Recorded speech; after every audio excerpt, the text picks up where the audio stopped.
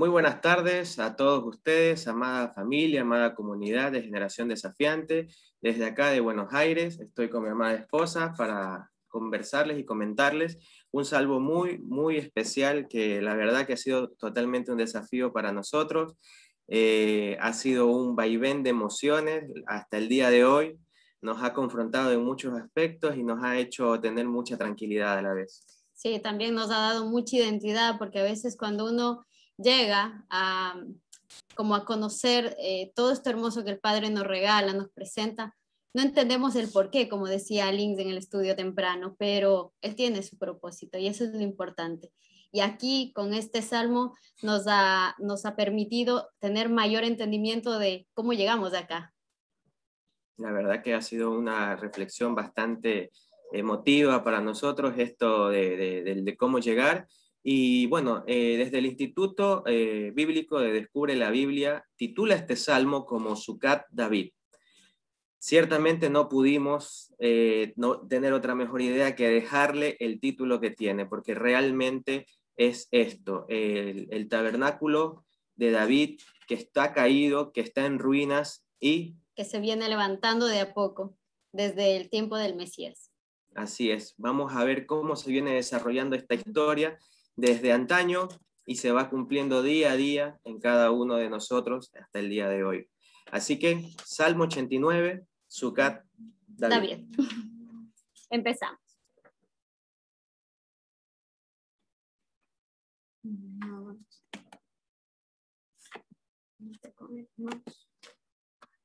Bueno, para tener un poco idea de lo que vamos a ver en este Salmo 89, vamos a entrar un poquito, ampliar un poco el contexto.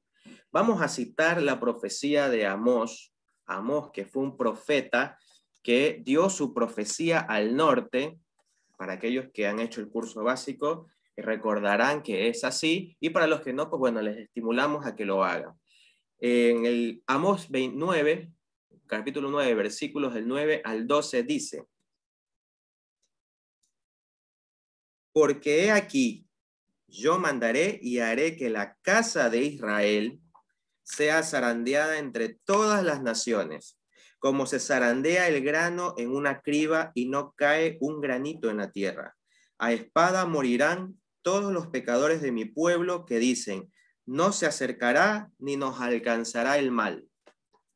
En aquel día, dice el Señor, yo levantaré el tabernáculo caído de David, y cerraré sus portillos y levantaré sus ruinas, y lo edificaré como en el tiempo pasado, para que aquellos sobre los cuales es invocado mi nombre posean el resto de Edom, y a todas las naciones, dice el Señor, que hace esto. Entonces, estamos hablando de una profecía que la encontramos en Amós, que va en contra de Edom. Edom, que es representado por Roma, que de antaño era un pueblo que tenía era un imperio militar y que actualmente tiene un imperio religioso. Tengamos en cuenta, para entender un poco esto, de que al referirnos a las tribus de Israel, nos estamos refiriendo a parte del Israel que tiene pensado Dios en su totalidad, de Israel como nación del Señor, como pueblo santo, que como hemos conocido en el curso básico, son 12 tribus. Y al referirnos a las tribus de Israel, nos estamos refiriendo ¿a cuántas tribus, mi amor? A las tribus del norte, a las 10 del norte. Los que ya han hecho el curso básico, y les motivamos claramente a hacer el curso básico para poder entender los contextos de la mayoría de los libros, viene siendo de gran bendición para todos y cada uno de nosotros.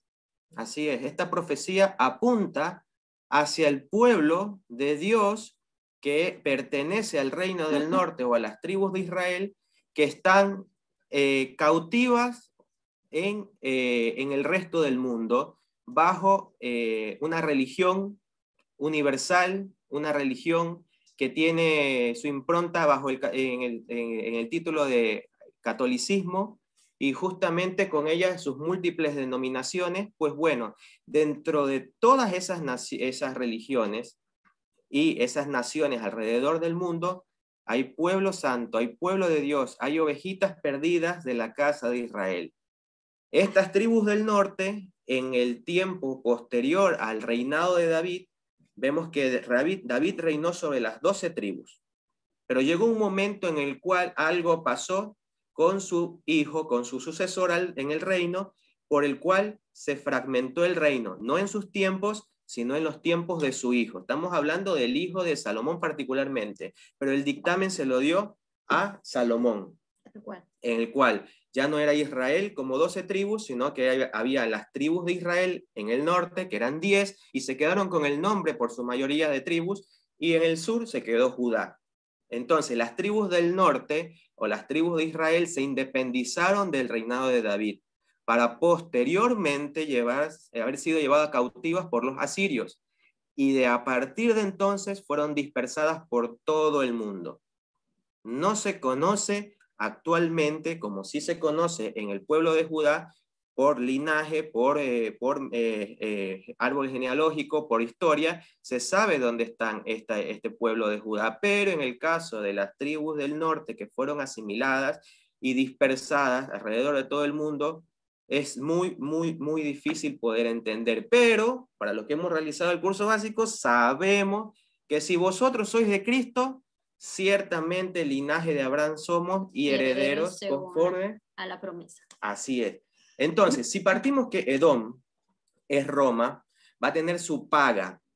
¿Qué va a decir su paga? Y será zarandeada en aquellos días. ¿Por qué va a ser zarandeada?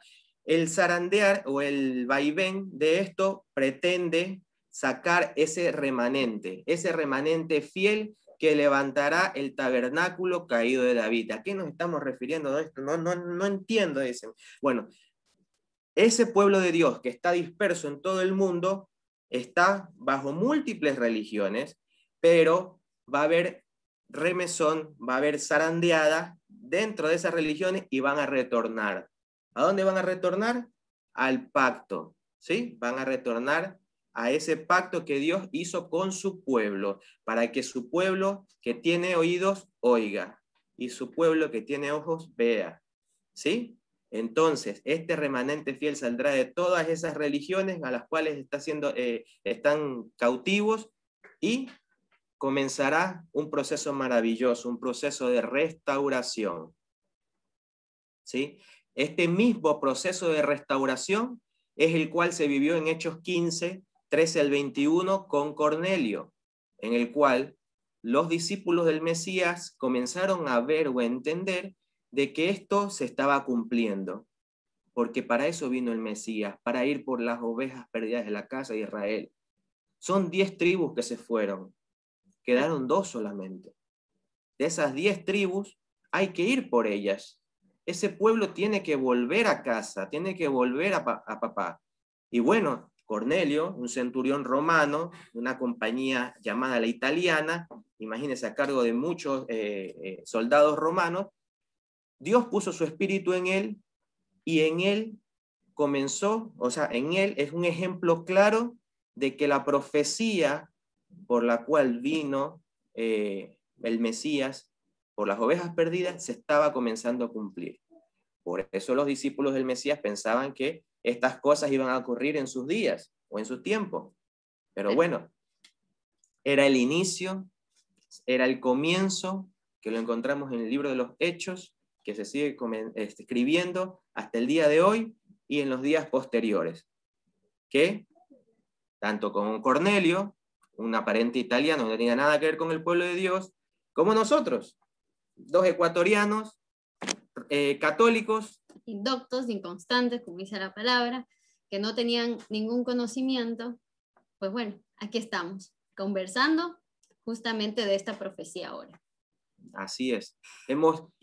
Nos hemos ganado identidad y hemos vuelto al pacto que Dios tenía para nosotros y nos hemos abrazado de las promesas que Él tiene para nosotros. Amén. Así que nosotros somos parte de esa profecía. Y ustedes también. Y ustedes también. Del otro lado, todas esas camaritas están siendo parte de esa profecía. Bueno, para hablar un poco del autor de este salmo, vamos a hablar de, bueno, empieza así, ¿no? Masquil de Tan Israelita. Masquil significa, ya venimos viéndolo en varios salmos, es iluminar, instruir, enseñar. Etán y Raíta. ¿Quién era Etán? Etán y Raíta era, tenemos una referencia, hablando del tema de las referencias, eso es así, ¿no? Importante. Tema número 5. Primera de Reyes 4, 30 al 31 nos dice que fue mayor la sabiduría de Salomón que la de todos los orientales y que toda la sabiduría de los egipcios. Y aún fue más sabio que todos los hombres, más que Etán Raíta. Claramente vemos que lo mencionan primero, antes que a Aimán, a Calchol o Darda o hijos de Maol. Entonces, quiere decir que fue el segundo más sabio. Cuando uno piense en un hombre muy, o sea, Salomón quería decir que era muy, muy sabio, evidentemente, y de ahí venía Etán. Pero si nos ponemos a pensar y no llegamos todavía al tiempo, ¿no?, de Salomón, quiere decir que en su tiempo él era el hombre más sabio. Él fue el hombre más sabio en ese momento, en el tiempo en el cual escribió este salmo. Entonces, bueno, también él era un levita, era músico, y como va escribiendo y desarrollando el salmo, él era un levita muy cercano o bastante cercano al rey David. Y ya vamos a ver en el desarrollo del salmo por qué. Así es. También hay que agregar que este es el último salmo del tercer libro de los salmos. O sea, con este termina y después arrancaremos el número 4. El cuarto libro de los salmos, así es. Bueno, continuamos entonces. Vamos entonces a entrar en contexto, ¿no? Vamos a leer los primeros 4 versículos que le hemos nombrado como el poder de Dios. Esta versión va a ser de la Reina Valera 1960. Tenemos en el versículo número 1 de este salmo: las misericordias del Señor cantaré perpetuamente. De generación en generación haré notoria tu fidelidad con mi boca. Porque dije, para siempre será edificada misericordia. En los cielos mismos afirmarás tu verdad. Hice pacto con mi escogido, juré a David, mi siervo, diciendo, para siempre confirmaré tu descendencia y edificaré tu trono por todas las generaciones. Selah. Bueno, aquí cuando nos habla de las misericordias del Señor cantaré perpetuamente, es lo primero que nosotros tenemos que entender. Nuestro propósito es de cantar esa misericordia, esa piedad que el Señor ha tenido con nosotros el resto de nuestras vidas. Eso es nuestro propósito. Y de generación en generación haré notoria tu fidelidad, quiere decir, bueno, vamos a entender que fidelidad, bueno, ya venimos estudiando, es emuná o fidelidad. Es un don que es del Padre, porque dice, es tu fidelidad, pero es con mi boca. Entonces, la fidelidad es del Padre. Y es un don que Él nos extiende a nosotros para serle fiel a Él. No es algo que innatamente se nos da a nosotros en nuestra carne, sino que el Señor nos regala ese don y hay que usarlo, hay que empezar a manifestarlo. Así es, tenemos que promulgarlo, es nuestro deber hacerlo, utilizar nuestra boca para hacer notoria esa fidelidad. Tal cual, como también vemos en los mandamientos, el uso adecuado en nuestra boca, ¿no? Entonces, Él es fiel a todo lo que prometió. Eso hay que tener en cuenta. ¿Por qué? Porque a veces pensamos o idealizamos los humanos que Dios nos tiene que dar lo que nosotros queramos. Y no es así. Él es fiel a lo que prometió, a lo que está escrito. Bueno, vamos a leer Deuteronomio 6, del 5 al 7, a ver qué nos dice ahí. De esta manera haremos perpetuo de esta generación en generación la fidelidad. ¿Por qué? Porque está dentro de uno de los mandamientos de Dios que dice, estas palabras que yo te mando hoy estarán sobre tu corazón y las repetirás a tus hijos y hablarás de ellas a tus hijos, ¿no? Estando en tu casa y andando por el camino y al acostarte y cuando te levantes. Entonces, si bien es cierto, los días del hombre son cortos aquí en la tierra, haremos notoria la fidelidad del Señor de generación en generación, como hablándole a nuestros hijos, y nuestros hijos que crecen en pacto con Dios le hablarán a sus hijos, y de esa manera haremos notoria la fidelidad de Dios. Así es, y su palabra es eterna, como sabemos. Y los cielos y la tierra podrán pasar, pero bueno, la palabra jamás pasará, nunca pasará. ¿Correcto? Bueno, entonces continuamos. Porque dije, para siempre será edificada misericordia. Misericordia viene del hebreo Hesed, que es piedad, y quiere decir que no nos castigó de la forma que merecíamos ser castigados. Y realmente debemos estar sumamente agradecidos de que el mundo se sostenga en su misericordia, más no en su justicia. Porque si fuera en la justicia, dijera, a ver, José, ven primero tú y muéstrame tus obras o tu justicia.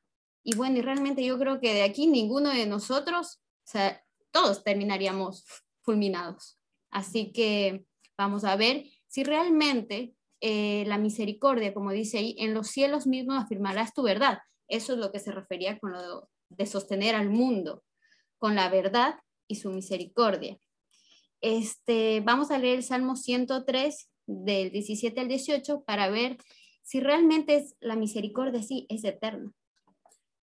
En el Salmo 103 del 17 al 18 nos dice, mas la misericordia del Señor es desde la eternidad y hasta la eternidad. En otras palabras, no tiene inicio y no tiene fin.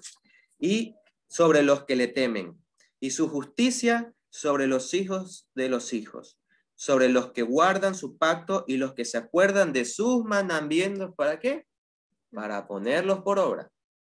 Bueno, ahora la pregunta sería, bueno, si la misericordia siempre está ahí, está firme, adelante, ¿y qué pasa con la justicia?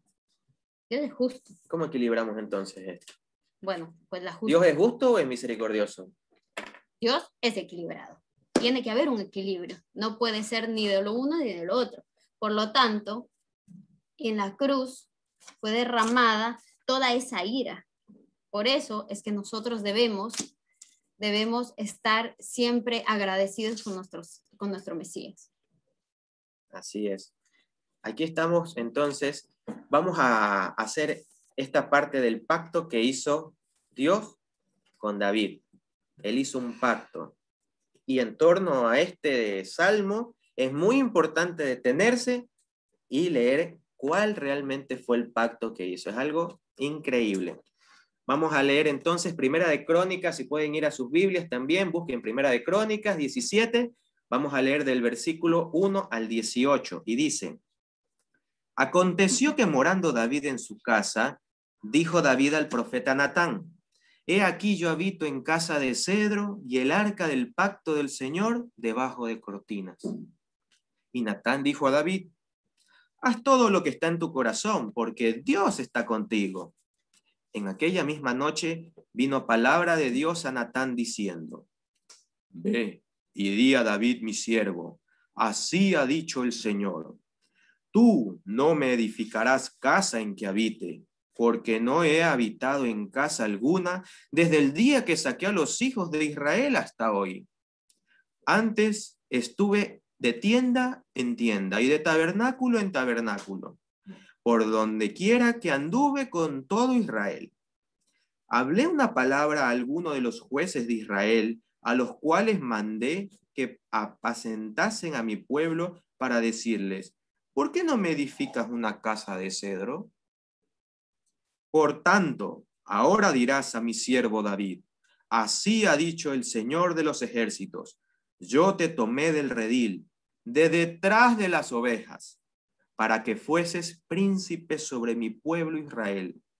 Y he estado contigo en todo cuanto has andado, y he cortado a todos tus enemigos de delante de ti.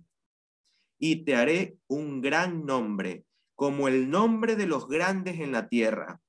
Asimismo, he puesto lugar para mi pueblo Israel, y lo he plantado para que habite en él y no sea más removido, ni los hijos de iniquidad lo consumirán más como antes. Y desde el tiempo que puse los jueces sobre mi pueblo Israel, más humillaré a todos tus enemigos. Te hago saber, además, que el Señor te edificará casa, y cuando tus días sean cumplidos para irte con tus padres, levantaré descendencia después de ti, a uno de entre tus hijos y afirmaré su reino. Él me edificará casa, y yo confirmaré su trono eternamente. Yo le seré por padre, y él me será por hijo. Y no quitaré de él mi misericordia como la quité de aquel que fue antes de ti, refiriéndose a Saúl, sino que lo confirmaré en mi casa y en mi reino eternamente, y su trono será firme para siempre. Conforme a todas estas palabras y conforme a toda esta visión, así habló Natán a David. Y entró el rey David y estuvo de delante del Señor y dijo: Señor Dios, ¿quién soy yo y cuál es mi casa para que me hayas traído hasta este lugar? Y aún esto, oh Dios, te ha parecido poco, pues has hablado de la casa de tu siervo para tiempo más lejano. Y me has mirado como a un hombre excelente, oh Señor. ¿Qué más puedo añadir, David, pidiendo de ti para glorificar a tu siervo? Mas tú conoces a tu siervo. Entonces, aquí está hablando del pacto de Dios con David. Un pacto que juró el Señor, lo selló él, que vendría un descendiente de él, en el cual confirmaría eternamente su trono, su reinado. Así es. Así que si Dios te invita a ser parte del reino de David, te invita a ser parte de este tabernáculo caído de David, demos de gloria a Él, exaltémoslo y pongamos por obra todo lo que venimos aprendiendo. También el Señor, si es que te ha elegido y estás aquí, es porque te ve digno, como lo veía David. Ha visto de nosotros algo excelente para poder sentarnos delante de esta computadora a aprender cosas de Él, a buscarlo, a anhelarlo. Nos ha llamado hijos, y eso es algo que debemos corresponder con infinito amor a su palabra. Bueno, viene el primer Selah, y aquí hemos elegido una alabanza que justamente es de nuestro amado Instituto de Descubre la Biblia.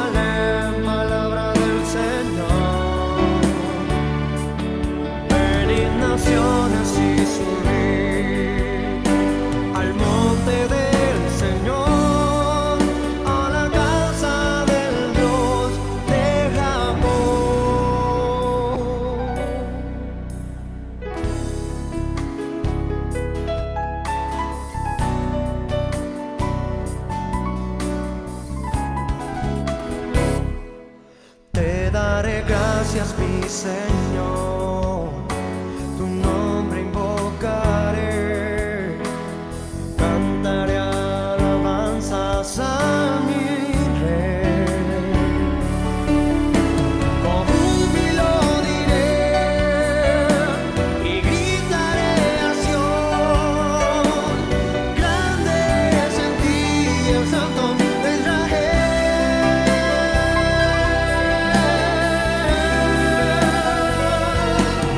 caminaremos en tu luz, porque de Sión saldrá la ley, y de Jerusalén palabra del Señor.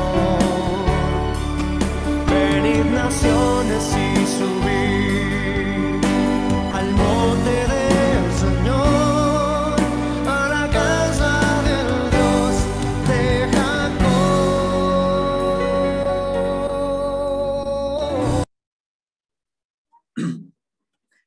Bueno, así esta canción en este tiempo de Selá, pertinente para entender que esta profecía de ir levantando el tabernáculo caído de David se viene cumpliendo en todos los tiempos de generación en generación.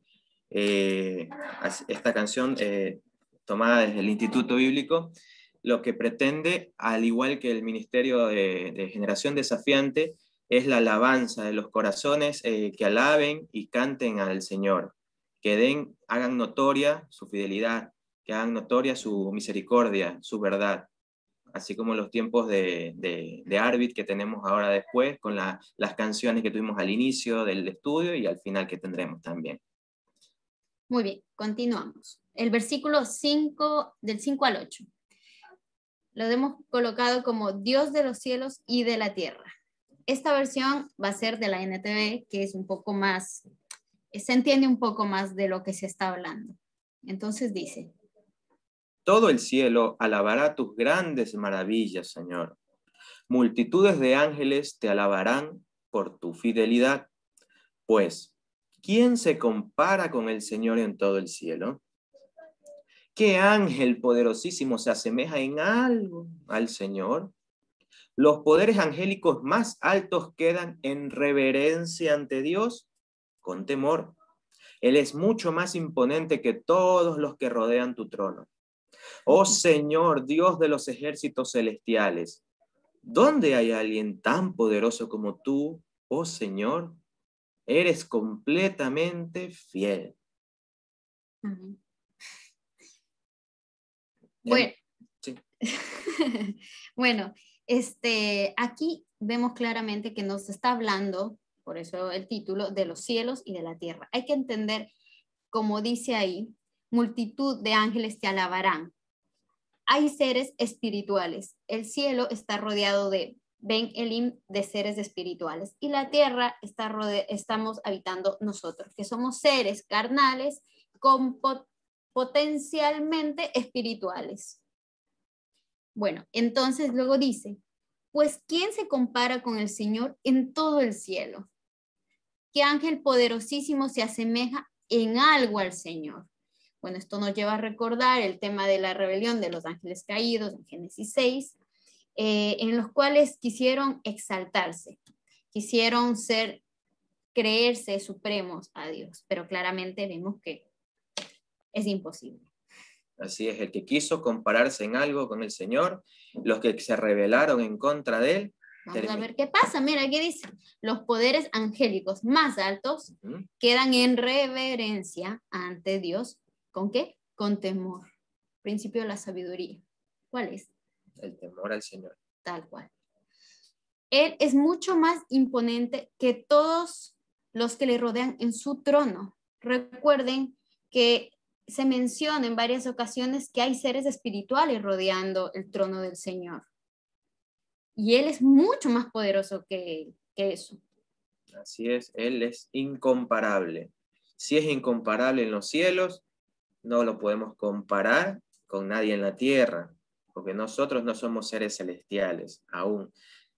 Exactamente. Entonces, si tenemos miedo, por ejemplo, o que las brujerías, o que a potestades, o no sé, o a cualquier temor que nos puede recordar de algo espiritual, nosotros no debemos temer, porque claramente si Dios está con nosotros, ¿Quién contra nosotros? tal cual. Vamos a continuar con los siguientes versículos, versículos del 9 al 12. El Dios del pasado. Vamos a recordar un poco. Dice el versículo 9, tú tienes dominio sobre la braveza del mar. Cuando se levantan sus ondas, tú las sosiegas. Tú quebrantaste a Rahab como herido de muerte. Con tu brazo poderoso esparciste a sus enemigos. Tuyos son los cielos, tuya también la tierra. El mundo y su plenitud tú lo fundaste. El norte y el sur tú los creaste. El Tabor y el Hermón cantarán tu nombre. Bueno, tú tienes dominio sobre la braveza del mar. Proféticamente, recordemos que el mar son las naciones. Entonces, la braveza quiere decir que cuando están con arrogancia o siendo soberbias las naciones, el Señor viene y calma esas olas y las sosiega. Él tiene el poder sobre todo en esta tierra. ¿Tenemos algún ejemplo de esto? Claramente, sigamos leyendo. Tú quebrantaste a Rahab como herido de muerte. Bueno, vemos que Rahab, ya lo habíamos escuchado en un salmo pasado, que Rahab es el nombre profético ¿cómo se llama? Poético del faraón, o también puede ser de Egipto. Entonces, en los tiempos, hay que entender los tiempos entre Rahab y la mujer. Claro, Rahab de los tiempos del Mesías, que es otra Rahab, evidentemente. En el momento de que el salmista había compuesto este de acá, no existía Rahab la ramera como lo conocemos en los tiempos del Mesías. Pero sí, Rahab, en este nombre poético, se lo atribuía a Faraón. Es el claro ejemplo de una nación o una persona que maneja una nación que era fanfarrón, que era arrogante, que era soberbio. Entonces, bueno, luego continuamos leyendo y dice, con tu brazo poderoso esparciste a tus enemigos. Así es.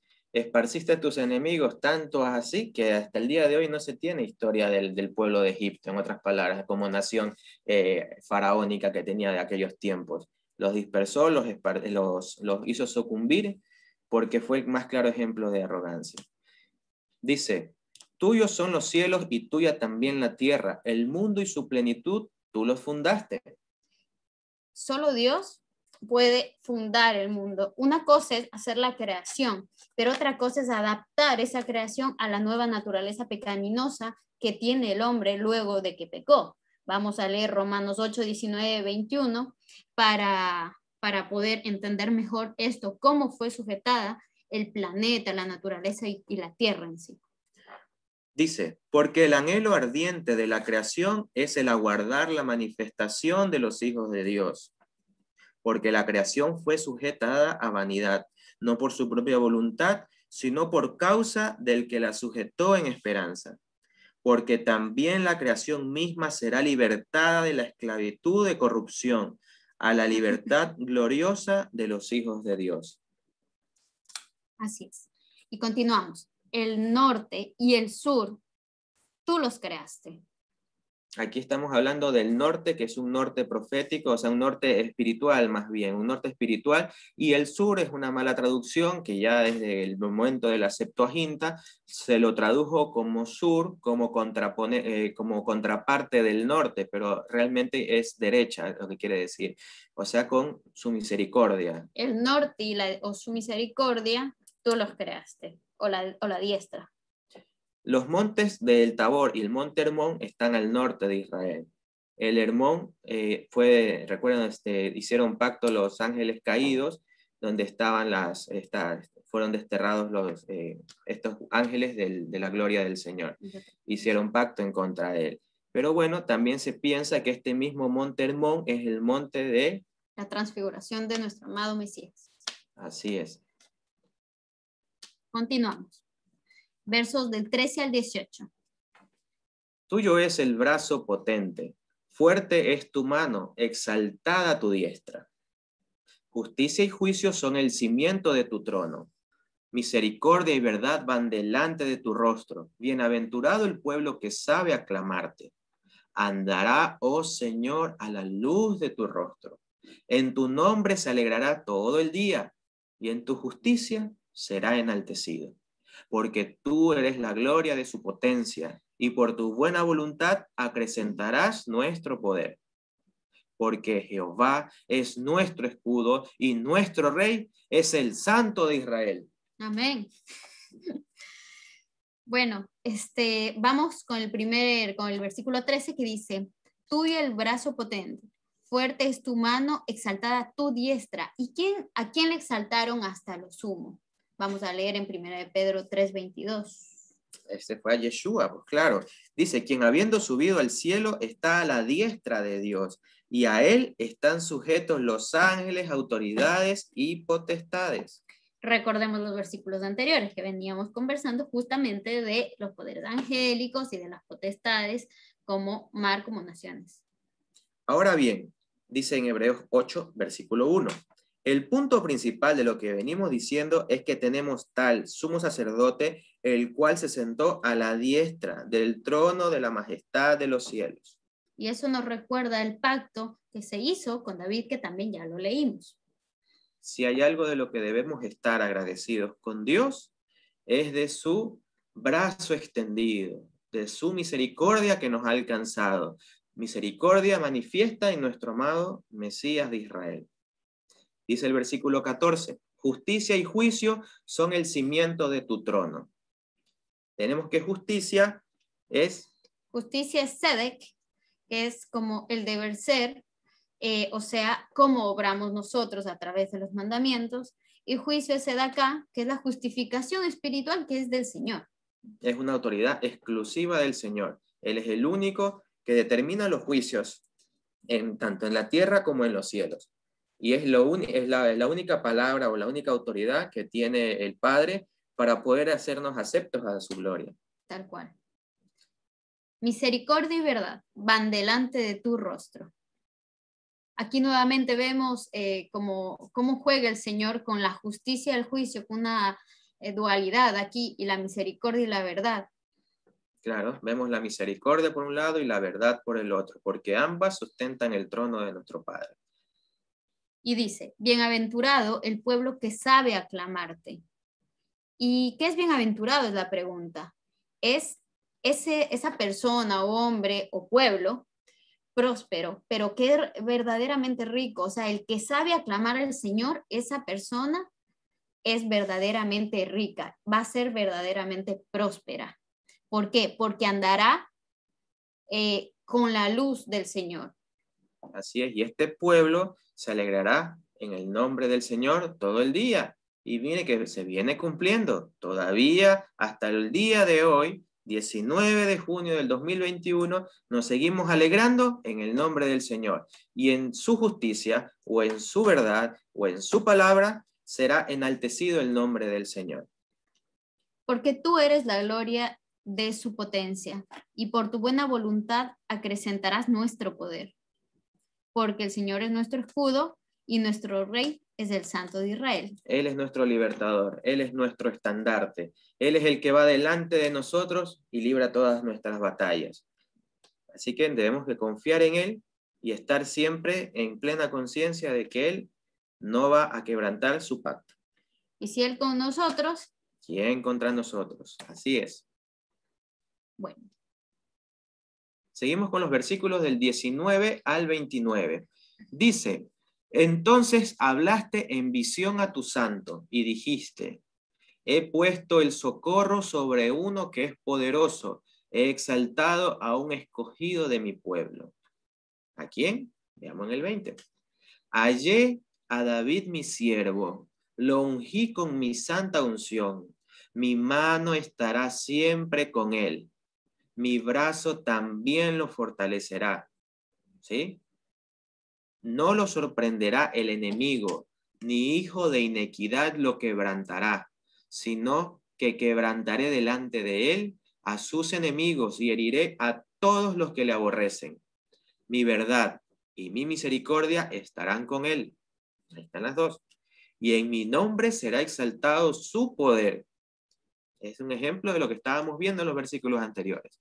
Asimismo, pondré su mano sobre el mar y sobre los ríos su diestra.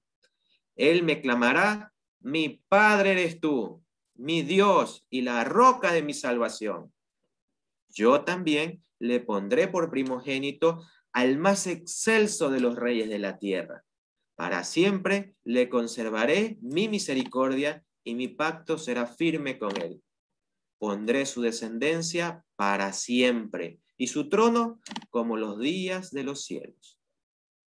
Bueno, entonces cuando dice, acá hablamos de la visión de tu santo, está hablando del profeta Samuel. En ese tiempo estaba el profeta Samuel, al cual se le comunicó o se le anunció que David iba a ser rey y que de él vendría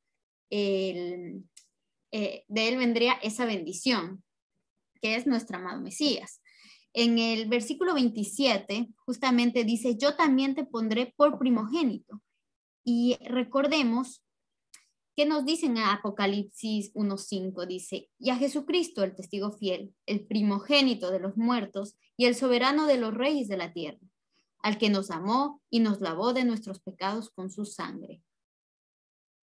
Así es. Entonces, estamos viendo de que si Dios confirmó el pacto que hizo con David por medio de Yeshua, el cual es ese primogénito, y sabemos por lo que hemos aprendido hasta el día de hoy, que Yeshua es Dios mismo, entendemos que Dios se prometió a sí mismo. A sí mismo. Entonces, por eso no hay cabos sueltos en este pacto. Es el mejor garante. Tenemos sello de garantía de que esta palabra se cumplirá, porque Dios envió a sí mismo, se prometió y Él no va a falsear su palabra.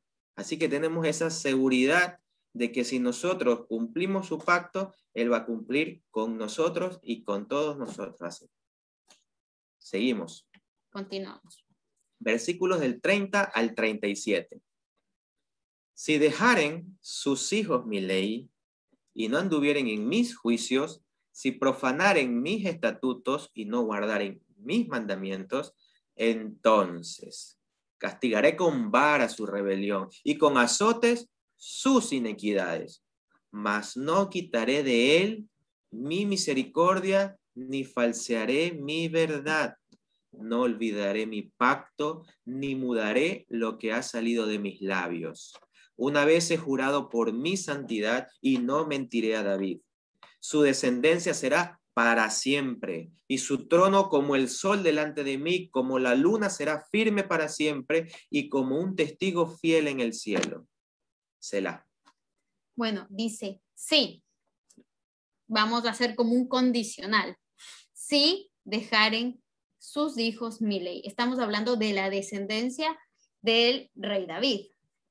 Así es. Es una condición, es como en inglés se dice if, como que si es que sus hijos, los del rey David, dejaren sus juicios, profanaren sus estatutos y no guardaren sus mandamientos, que lo vimos que fue lo que pasó específica y claramente con el rey Salomón, que está en el curso básico, vimos cómo las reglas de mandamientos para un rey también, todas, Deuteronomio 17:14. todas las transgredió. Entonces, ¿qué va a pasar? Entonces, ¿qué pasó con eso? Vamos a ver. Castigaré con vara su rebelión y con azotes sus inequidades. Entonces vemos que claramente en Deuteronomio 28:15, desde el 15. Desde el 15 en adelante, perdón, sí, desde el 15 en adelante, tenemos todas las maldiciones que nos sobrevendrán si dejamos su ley, no andamos en su juicio, profanamos sus estatutos o no guardamos sus mandamientos. ¿Sí? Con azotes Él castigará las inequidades de su pueblo. ¿Sí? Así es. Y si es que nos creemos que somos parte del reino del hijo de David, tomemos ese regalo que es inmerecido. No podemos perder ese pacto que se basa en la misericordia, porque ahora vamos a ver un versículo que dice, mas no quitaré de él mi misericordia, ni falsearé mi verdad. No olvidaré mi pacto. ¿Y de quién es el pacto? Es del Señor. Del Señor, así Ni es. mudaré lo que ha salido de ¿dónde? De mis labios, no de los nuestros, no de ustedes, sino de los labios del Señor. Una vez he jurado por mi santidad, por la santidad de Él, no por la de nosotros, ni por la de David, ni por la de Salomón y su descendencia. Y no mentiré a David. Su descendencia será para siempre. Y vemos que esa promesa se cumple con nuestro amado Mesías. Tenemos que aprovechar y ser partícipes de esta misericordia que el Señor ha extendido sobre nosotros, pero para andar en sus estatutos, guardar sus preceptos y ponerlos por obra. La misericordia es un regalo divino, inmerecido, que no podemos perder. El pacto, porque está basado en la misericordia, o sea que no nos podemos perder. Ahora, pero si esa es la misericordia, ¿y para qué nos sirve la ley? Bueno, la ley es para tener una vida plena. Nos disciplinará, pero no apartará de nosotros su misericordia, y es a lo cual debemos tener siempre por delante, porque como nos decían los estudios, y usted no peca, hermano, dice, no, que sí puede uno caer en pecado, pero tropezar, pero no caer, claro, no caer, sino que esa misericordia se va a extender para estar siempre presta para aquel corazón reconocido, el cual reconoce evidentemente de que ha transgredido, de que ha pecado, y que se aparte de él, obviamente. Por ende, no debemos desear la disciplina del Señor. ¿Para qué queremos tener una vida como miserable, que no reconozcamos que el Señor nos da los mandamientos para nuestro bien, para nuestro beneficio? Debemos de ser una vida llena de armonía, de paz, de shalom entre nosotros. Como la historia de la ovejita que se apartó del redil y que el Mesías o que el pastor fue a buscarla. Y una vez que la fue a buscar, rompió su patita para que no se vuelva a alejar. Entonces la ovejita aprendió de esa manera que no debe volver a hacerlo. Entonces, ¿a quién le gusta que le anden rompiendo la patita cada rato? A mí no.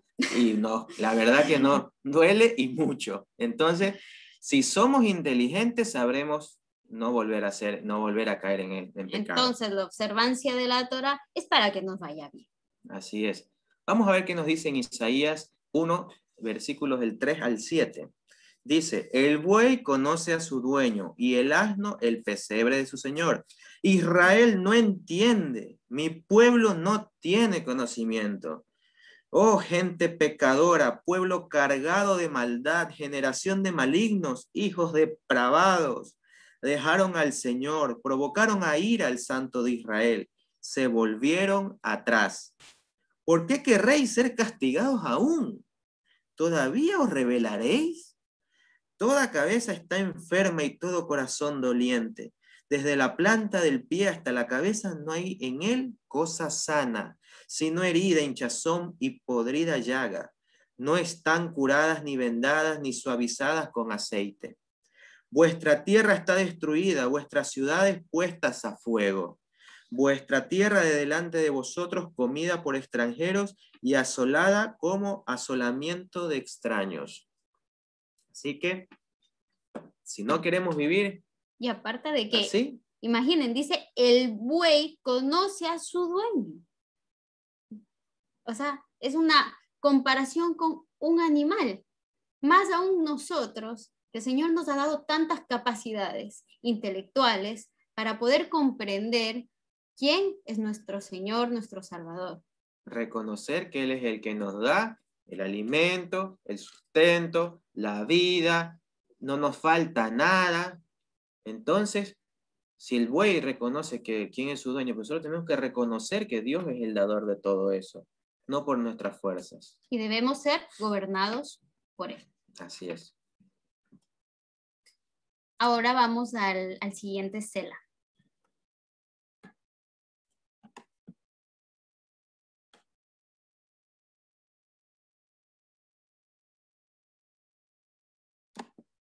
Tómame en las manos que hicieron los cielos. Hállame en la gracia que me redimió. Del lodo me sacó, mis pasos afirmó. Su nombre Él me dio, mi corazón restauró. Eres Rey, de rodillas proclamo tu gloria. Y de pie, sin temor, ahora puedo cantar. Del lodo me sacó, mis pasos afirmó. Su nombre Él me dio, mi corazón restauró.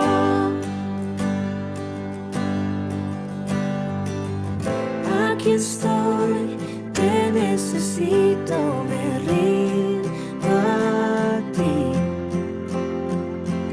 Tuyo soy, mi alma te adora hasta el fin. Yo estaba roto, pero me amaste así. Tu gracia me alcanzó, mi pecado borró. Gracia que derrotó para siempre la muerte y quitó toda mi vergüenza y dolor. Partió el velo en dos, la piedra Él movió. Jesús se levantó y junto a Él me sentó.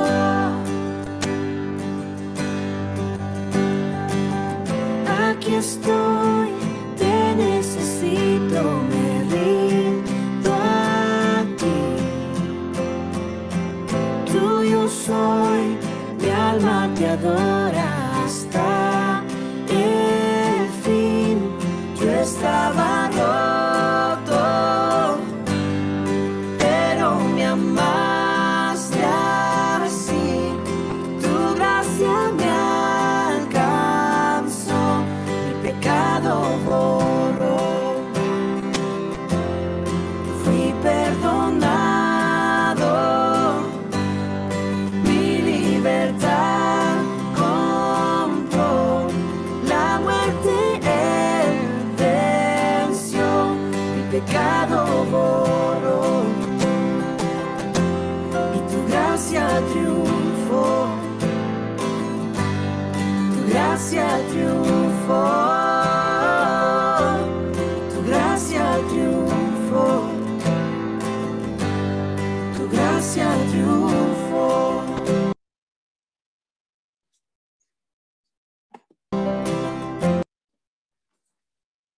Bueno, seguimos entonces. Vamos a entrar a los versículos del 38 al 45, del 38 que dice: mas tú desechaste y menospreciaste a tu ungido, epa, y te has airado con él. Rompiste el pacto de tu siervo, has profanado su corona hasta la tierra, apostillaste todos sus vallados, has destruido sus fortalezas. Lo saquean todos los que pasan por el camino, es oprobio a sus vecinos. Has exaltado la diestra de sus enemigos, has alegrado a todos sus adversarios. Embotaste a sí mismo el filo de su espada y no lo levantaste en la batalla. Hiciste cesar su gloria y echaste su trono por tierra. Has acortado los días de su juventud, le has cubierto de afrenta. Y bueno, aquí tenemos un contexto literal en el cual el salmista, al ser un personaje próximo al momento del rey David, Entonces es alguien que conocía de un momento de tribulación que estaban pasando, un momento de dificultad, seguramente por alguna nación vecina por el cual estaba siendo oprimido o tenía una difícil batalla el pueblo de Dios, el pueblo de Israel. Entonces tendemos como seres humanos a pensar de que Dios no escucha, Dios ya se olvidó, Dios no cumple su pacto, Dios ya no le presta atención a uno, y no es así. Él no rompe su pacto, Él no falsea su verdad. Lo hemos visto al inicio de este salmo, en el cual el salmista conoce y hace énfasis en el poder de Dios, en la fidelidad que Él tiene, que la cumple tanto en la tierra como en el cielo, y por ello es adorado inclusive y reconocido en el cielo por las demás entidades celestiales, por la fidelidad de Él. Él no va a falsear su palabra. Y entonces, ¿qué parece ser que en esta carnalidad o en esta parte humana que todos tenemos, de pensar de que Dios no me quiere, ya Dios no quiere saber nada de mí, bueno, Dios ya me desechó? Y es esto lo que estamos viendo en esta parte del Salmo, que pensaríamos que Dios ha desechado y menospreciado a su ungido, de que se ha enojado con él. Y por momentos sí, parecería en nuestra corta existencia de que Dios no está presente. Pero Dios siempre está presente, Dios siempre escucha, no siempre se manifiesta de la manera con la cual esperamos, pero siempre está. De una u otra manera, Él no nos ha dejado, y Él cumple y cumplirá su pacto. Quizás no en nuestros días, y esperamos que sea en nuestros días, pero de lo que lo va a cumplir, lo va a cumplir. En este sentido literal, lo podemos interpretar, pero También lo podemos ver de forma profética. Claramente, cuando empezamos a leer, dice: mas tú desechaste y menospreciaste a tu ungido y te has airado con él. Ahí dice: rompiste el pacto de tu siervo, has profanado su corona hasta la tierra. Le pusieron una corona de espinas. ¿Recuerdan? Luego dice: aportillaste todos sus vallados, has destruido sus fortalezas. Fue encarcelado y llevado a juicio a Caifás y a Pilatos. Después los saquean, fue burla de romanos y líderes fariseos de ese tiempo. Luego también embotaste a sí mismo el filo de su espada. No tenía una espada para defenderse, y cuando lo crucificaron no se defendió. En su muerte se abrió la tierra, porque acá dice: hiciste cesar su gloria y echaste su trono por tierra. Has acortado los días de su juventud. Fallece muy joven, aproximadamente a los 33 años. así es. Continuamos. Vamos a continuar con el siguiente Selah y a meditar todo lo anterior. También vale aclarar que la parte o la porción más pequeña del Salmo es la que se pone en tribulación el salmista, y la mayoría de los versículos anteriores, que es la mayor parte del Salmo, es de exaltación y agradecimiento al Señor.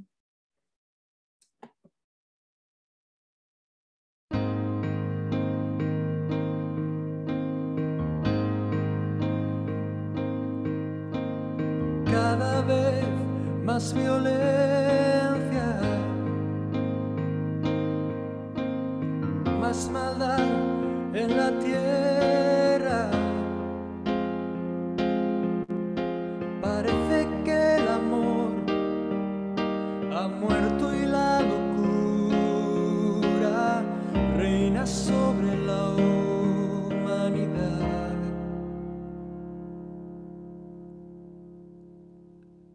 Jóvenes acabados,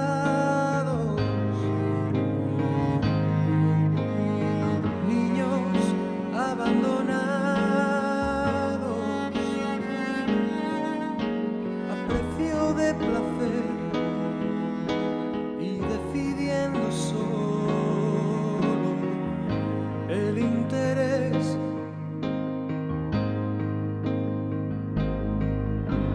queda la justicia y la venganza, donde quedan el castigo y la razón. Porque callas tú, Señor, y nos olvidas. ¿Cómo puedes permitir tanto dolor? Dime dónde está aquel Dios, el Dios de Elías, que de vez en cuando se dejaba oír. ¿Cuánto tiempo tardará aún tu espíritu en venir?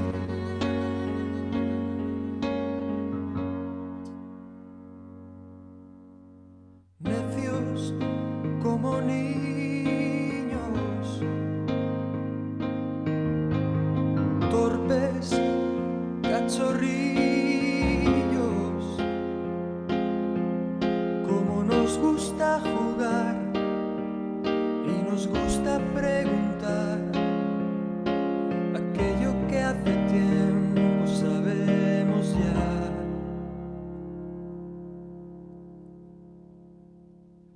Dios aún sigue hablando, sigue aún contestando, y aquel que quiere oír aún puede percibir su voz de amor.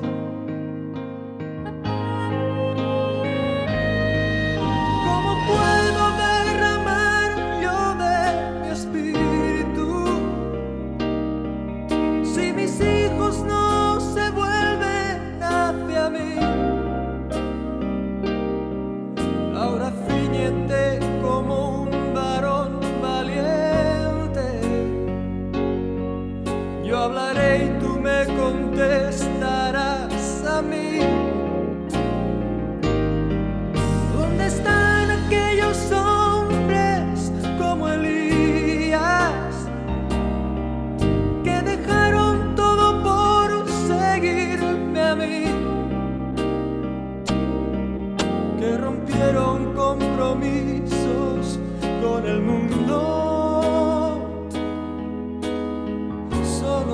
solo por agradarme a mí. ¿Dónde están aquellos tres que en Babilonia prefirieron ser quemados a ceder? ¿Dónde está aquel Daniel que me adoraba? ¿Dónde está la santidad de aquel José? Oh, ¿dónde está ese niño que mató al gigante? ¿Dónde están los sucesores de Josué? ¿Dónde están esas mujeres entregadas como Esther?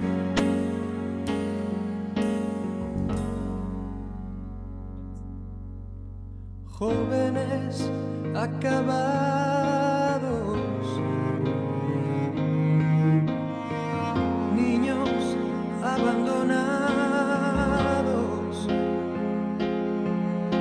a precio de placer, y pagan inocentes los errores de otros en el ayer.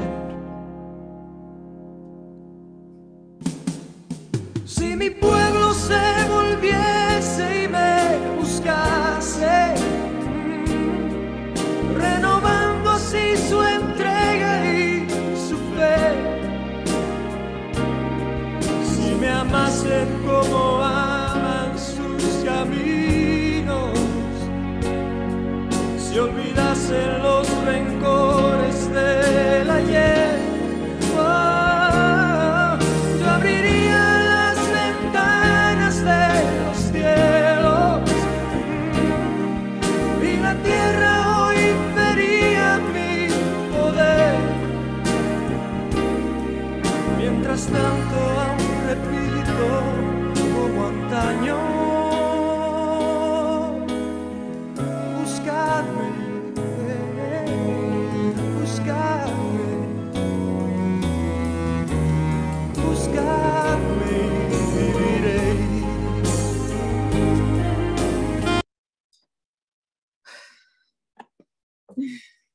Bueno, ¿cuánto nos falta, no? ¿Cuánto nos falta por tener la fortaleza, por tener la fidelidad, por tener la justicia que tenían aquellos hombres? Y la verdad que es un momento en el cual nuestra corta existencia en la tierra nos hace pensar de que tenemos que ver las cosas en este momento y nos apresura a emitir juicios, como que Dios no escucha, Dios no está, Dios no ve. Y debemos tener en cuenta de que Él siempre está y siempre ha estado y siempre estará. Somos nosotros que tenemos que buscarlo. Y ese momento de tribulación repentina, ese momento de turbación del salmista, es algo que creo que se plasmó en esta canción y creo que muchos podemos sentir ese momento y yo creo que es bastante pertinente que cada uno haga una reflexión personal, ¿no? Tal cual. Vamos a encaminarnos hacia los últimos versículos del 46 al 52. Dice, ¿hasta cuándo, oh Señor, te esconderás para siempre? ¿Arderá tu ira como el fuego? Recuerda cuán breve es mi tiempo. ¿Por qué habrás creado en vano a todo hijo de hombre? ¿Qué hombre vivirá y no verá muerte? Librará su vida del poder del Seol, Selah. Señor, ¿dónde están tus antiguas misericordias que juraste a David por tu verdad? Señor, acuérdate del oprobio de tus siervos, oprobio de muchos pueblos que llevo en mi seno, porque tus enemigos, oh Señor, han deshonrado, porque tus enemigos han deshonrado los pasos de tu ungido. Bendito sea el Señor para siempre. Amén y amén. Amén. Bueno, ¿hasta cuándo, oh Señor? Esa es la pregunta que la mayoría nos hacemos. ¿Hasta cuándo? ¿Hasta cuándo, Señor, vendrá y nuestro Mesías reinará? Es una pregunta que creo que aquí todas estas pantallitas se han hecho en algún momento. Y también la pregunta será, ¿será que en mi tiempo, que es tan breve de vida, podré ver eso? ¿Poder apreciar esas promesas que el Señor ha hecho? Este tiempo de tribulación, de momento difícil que vive el salmista, va en torno a esta composición del Salmo en el cual siempre debemos dirigirnos hacia el Señor, haciendo énfasis en su magnificencia, a su gran amor, a su fidelidad, a su misericordia para con nosotros. Y así de grande y de extenso el Salmo con sus versículos, honrando y alabando, y después sí, comentarle lo que él ya sabe, comentarle lo que nos apesadumbra a cada uno de nosotros que él conoce bien. Y quién sabe si es algo que debemos tener y llevar con nosotros, como le dijo al apóstol Pablo cuando tenía un aguijón en la carne. Le dijo, basta ya de pedirme esto, que sane tu carne, bástate en mi gloria, porque mi fortaleza, mi poder se fortalece en tu debilidad. Así que tengamos en cuenta esto. Bueno, y dice, ¿qué hombre vivirá y no verá muerte? Todos los hombres veremos muerte. Señor, ¿dónde están tus antiguas misericordias que juraste a David por tu verdad? Claramente el salmista era muy cercano a David y le preguntaba, ¿dónde están tus antiguas misericordias? ¿Qué pasó? Señor, acuérdate, dice, acuérdate del oprobio de tus siervos, oprobio de muchos pueblos que llevo en mi seno.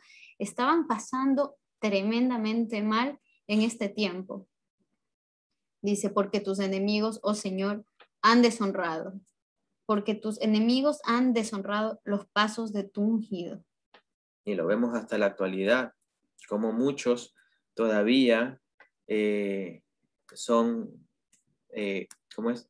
Causan, son motivo de señalar al pueblo judío, de señalar al pueblo de Dios, de burlarse, de oprobio, de exterminios, tantos que se ha visto durante tanto tiempo.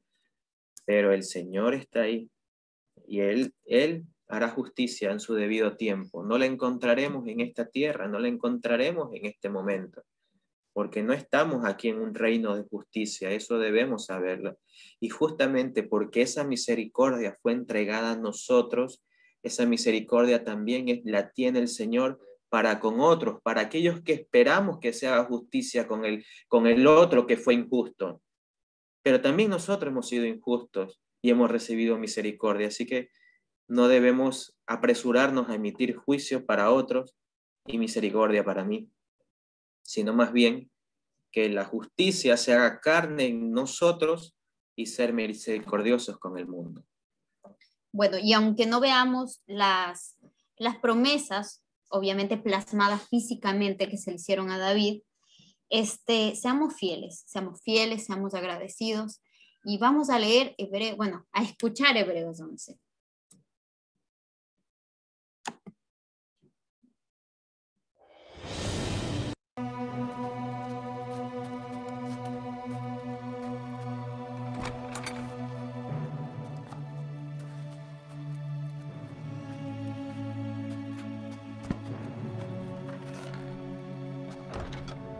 Es pues la fe, la certeza de lo que se espera,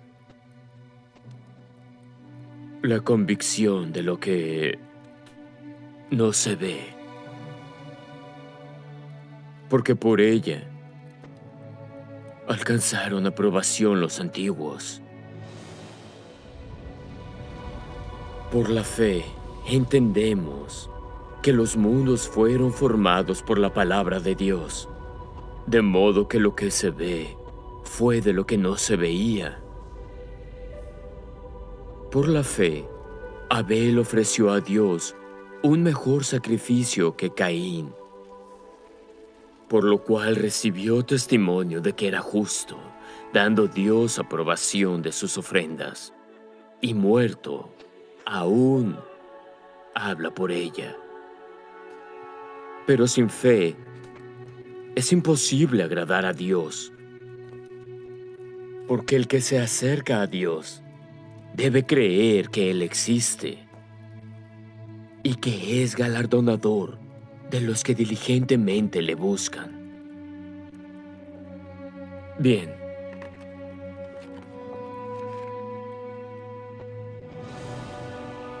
Por la fe, Noé, habiendo sido advertido por Dios acerca de cosas que aún no se veían, con temor preparó el arca para que su casa se salvase. Por esa fe condenó al mundo y fue hecho heredero de la justicia, que es según la fe. Por la fe, Abraham, siendo llamado, obedeció para salir al lugar que había de recibir como heredad. Y salió sin saber a dónde iba. Por la fe también la misma Sara, siendo estéril, recibió fuerza para concebir, y dio a luz aún fuera del tiempo de la edad, porque consideró que era fiel el que lo había prometido.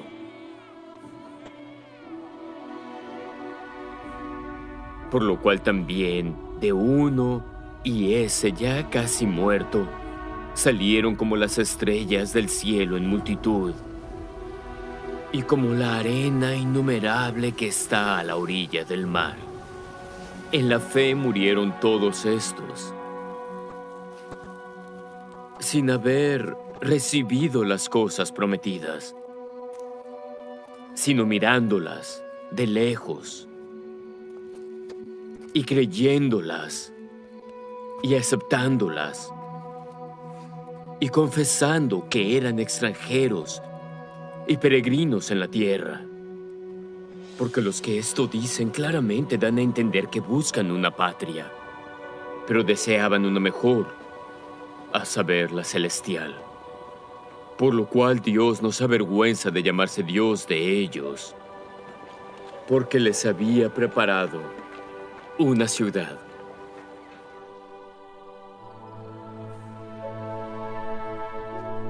Por la fe Abraham, cuando fue probado, ofreció a Isaac. Y el que había recibido las promesas ofrecía a su unigénito,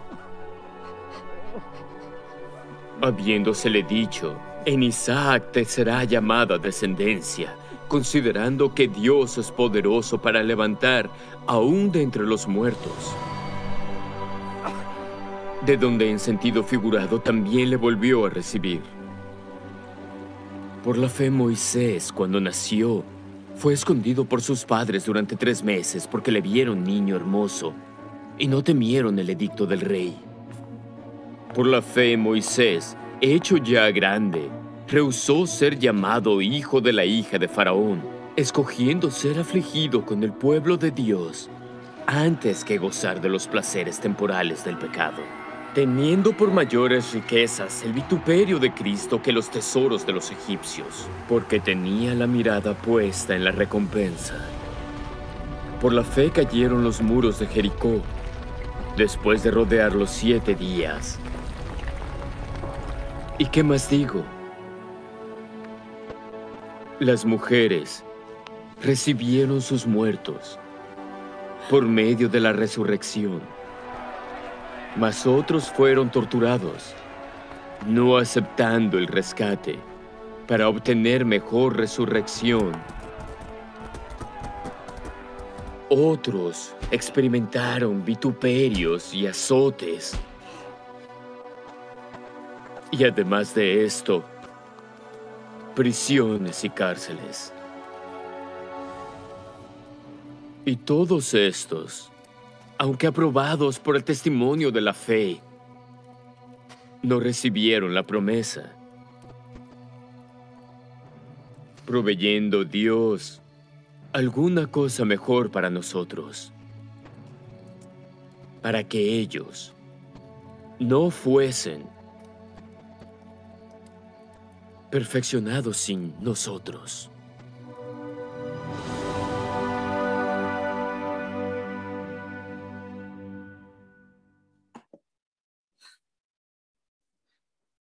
Tengamos en cuenta que es muy corto el tiempo que tenemos en la tierra. Tengamos en cuenta de que no tenemos conocimiento de lo porvenir y que esa fe que movió a muchos personajes en la Biblia, que nos da una enseñanza, una pauta de que es esa fidelidad hacia el Señor, que obrando conforme a su voluntad, se cumplirán sus promesas, su pacto y su voluntad en definitiva. Así que es esa fidelidad al Señor que no debe faltar en nosotros ningún día de nuestra vida. Bendito sea el Señor para siempre. Amén, amén. Y amén. Amén. Bueno, ahora terminado ya el Salmo, vamos a hacer unas pequeñas conclusiones. A ver, una de las cosas más importantes que este Salmo nos enseña es el principio de cómo debemos orar. Nuestra oración debe estar enfocada en nuestro Señor, en Dios, y no en nuestro problema. Si es que nos enfocamos, cuando llegamos a orar, nos enfocamos en nuestro problema y le contamos: Señor, mira, me pasa esto, otro, es una oración infantil, una oración que no ha madurado en la fe. Pero una oración madura debe ser cuando nos enfocamos en que el Señor es misericordioso, en que Él ya conoce lo que nosotros necesitamos, inclusive antes que se lo digamos, que nuestra confianza está puesta en Él. Entonces, si oramos y todavía nos sentimos tristes, agobiados por el problema, por la tribulación que estamos llevando o por la prueba que estamos atravesando, esa oración no está siendo eficaz, no está siendo madura. Dios es fiel con su pueblo escogido. Su misericordia está al alcance de todos nosotros. basta con reconocerlo en cada amanecer, ¿sí? Si aún estamos vivos, es por la misericordia del Señor, porque por nuestras justicias ya deberíamos haber muerto, por nuestras obras debimos haber muerto desde antes de nacer inclusive. Gracias al Señor, la creación está sustentada en su misericordia y no en su justicia. Gracias al Señor, son que los días que tenemos de vida son una oportunidad más para poder acercarnos a Él, para poder hacer su voluntad, para poder vivir conforme a su palabra. Y Dios es nuestro estandarte. Él dirige nuestras vidas. Él gobierna nuestras vidas. Las tribulaciones vendrán, pero son para probarnos y dar un mayor peso de gloria a nuestras vidas. La fe genera paciencia y constancia en los caminos del Eterno. Así que no nos apresuremos a emitir juicios, no nos apresuremos a sacar conclusiones. Tengamos paciencia. La paciencia es un don que solamente proviene de Dios también, proviene del Padre, porque nuestra carne es muy apresurada. Pero gracias al Señor que ha puesto esa paciencia en cada uno de nosotros y saber esperar los tiempos. Todo se cumplirá, todas sus promesas, Dios no falsea su verdad. Nunca le digas a Dios que tienes un gran problema. Mejor dile a tu problema que tienes un gran Dios. Y por último, le recordamos que nuestro enfoque tiene que ser de cantar y de alabar al Padre, porque por las misericordias, por la bondad, por su gracia, por las promesas que Él ha hecho. Gracias al Señor por tomarnos en cuenta cada uno de nosotros y ser parte del cumplimiento de esta profecía en el cual se está levantando de a poco el tabernáculo caído de David. Gracias, chicos. Eso es todo.